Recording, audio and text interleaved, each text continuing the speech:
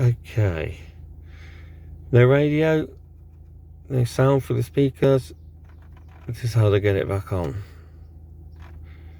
You go into settings, that, system settings, factory settings, restore factory settings, apply factory settings, yes.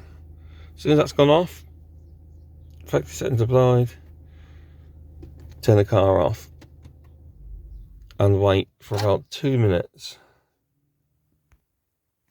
Okay, I've waited 2 minutes, turn the car on, should all come back on.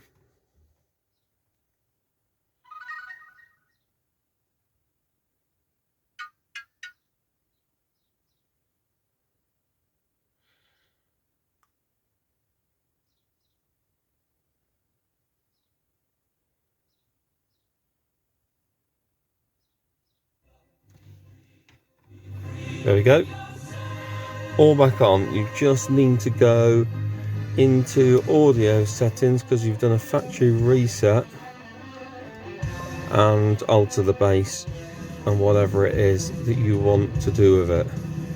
Confirm. It may do it again tomorrow, it may do it again in 3 or 4 months time. I've had this where it hasn't done it